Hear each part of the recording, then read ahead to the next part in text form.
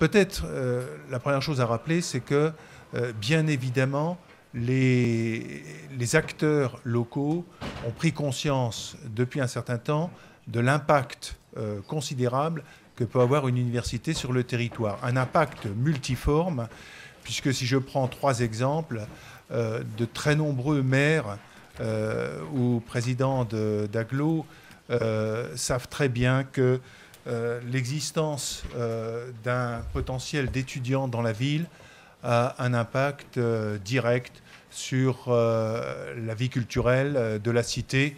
Dans un certain nombre de villes membres de la VUF, on sait par exemple qu'un cinéma ouvre ou ferme suivant l'existence d'un potentiel d'étudiants. L'impact est aussi un impact peut-être plus indirect, mais fortement perçu par les agences aujourd'hui, les agences d'investissement qui cherchent à attirer les entreprises dans les villes. Lorsque l'on regarde la production, si je peux dire, de diplômés dans une agglomération, cela explique pour une bonne part le quotidien des entreprises et la capacité que ces entreprises peuvent avoir pour se développer. Un responsable d'une de ces agences me disait la première question qui nous est posée par des entreprises susceptibles de s'installer dans une agglomération, c'est y a-t-il une université et de quelle nature est cette université? Et puis, il y a un troisième impact qui est de plus en plus important. Alors, il est de mieux en mieux connu, mais ce n'est que depuis peu de temps que l'on en parle, c'est que l'université devient aussi un acteur économique sur le territoire. Elle devient d'autant plus un acteur économique que l'autonomie des universités fait aujourd'hui que les choix stratégiques de l'université peuvent avoir un impact économique considérable, ne serait-ce que par le choix de localisation d'une formation dans telle ville ou dans telle autre, sur telle ou telle partie du territoire. Cet impact économique est évidemment un argument majeur, et moi je le rapprocherai volontiers de la discussion d'avant. C'est-à-dire que parmi les acteurs qui sont susceptibles d'appuyer les universités, il y a les acteurs territoriaux pour qui les problèmes que rencontrent les universités aujourd'hui, les problèmes budgétaires, il y aura un impact sur le territoire. Il y aura aussi un impact.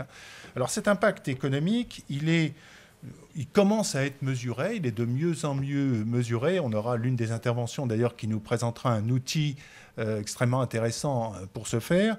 Mais j'en veux pour preuve de cette mesure un certain nombre d'études qui ont été réalisées par l'INSEE, par les INSEE régionaux. Moi, j'en avais commandité une en 2012. Ces études, d'ailleurs, sont publiques et sont consultables sur les sites de l'INSEE.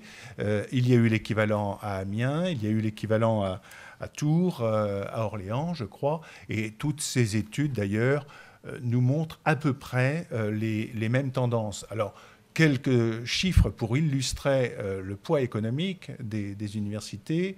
Je prends l'exemple de l'étude que je connais le mieux, celle qui porte sur l'impact de l'URCA sur son territoire. 2500 emplois directs. Bon, la définition des emplois directs, c'est le personnel de l'université. 11 500 emplois indirects, mesurés précisément. Dans une ville comme Reims, les emplois directs les emplois directs et indirects représentent 7,5% des emplois. Les emplois suscités par l'université ne se résument pas à la seule agglomération, mais il y a un effet de diffusion sur l'ensemble du territoire, sur l'ensemble des départements, si je prends ce cadre administratif du territoire, sur l'ensemble des communes. Et d'évidence, même si l'université est sans doute assez loin derrière le CHU, du point de vue des impacts économiques, d'évidence, les universités sont devenues un acteur, et je crois qu'il faut de plus en plus les considérer comme un acteur, et non plus seulement comme un agent, ce qu'était un agent économique, ce qu'étaient les universités avant l'autonomie. Et cette dimension d'acteur économique fait que l'université devient un enjeu stratégique pour le développement territorial. Et l'université est de plus en plus perçue comme effectivement un élément, un facteur clé du développement des territoires.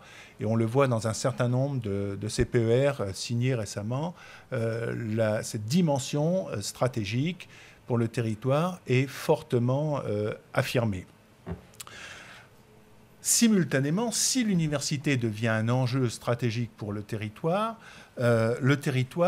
tend à devenir aussi un enjeu stratégique pour l'université, même si l'université ne se réduit pas à un bassin territorial administrativement déterminé, défini. Il est évident que pour son propre développement, l'université doit de plus en plus compter sur le territoire qui l'irrigue.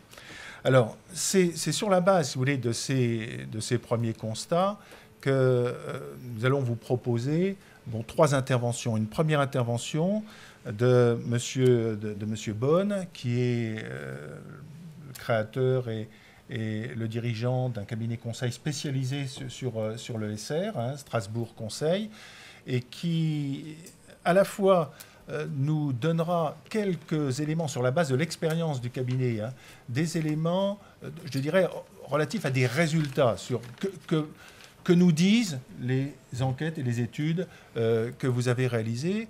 Mais surtout, M. Bonne nous présentera l'outil, un outil qui est particulièrement intéressant, puisque c'est un outil qui est mis à la disposition des universités et dont le cabinet le met à disposition gracieusement, sans exiger les données que nous pouvons produire. Donc il y a un aspect méthodologique qui est tout à fait intéressant et qui est sans doute différent de la méthodologie qui est utilisée par les INSEE dans les études que j'évoquais tout à l'heure. Sandrine Rousseau, ma voisine, vice-présidente donc de l'actuelle région Nord-Pas-de-Calais, en charge de l'enseignement supérieur et de la recherche, nous présentera finalement le point de vue des grands acteurs territoriaux, d'abord l'acteur régional. Je pense que ce sera d'autant plus intéressant qu'en écoutant notre débat sur les questions budgétaires, elle réagissait immédiatement avec des éléments auxquels nous ne pensions pas forcément spontanément, mais auquel l'acteur territorial pense immédiatement. Et puis enfin, M. Achim Meyer, qui nous vient de l'autre côté du Rhin, et qui est le secrétaire général d'un organe, alors c'est le Deutsches Studentenwerk, et qui est un peu l'équivalent du CNUS, et qui sera donc peut-être plus sur alors à la fois une perspective qui est toujours intéressante pour nous, qui consiste à faire parler l'ailleurs, pour nous sortir peut-être des évidences hexagonales, et puis peut-être plus du point de vue étudiant. Si vous le voulez bien, je vais peut-être donner la parole d'abord à M. Bonne, pour qu'il puisse nous présenter rapidement. Alors vous avez chacun à peu près une vingtaine de minutes, puis ça sera suivi d'une discussion.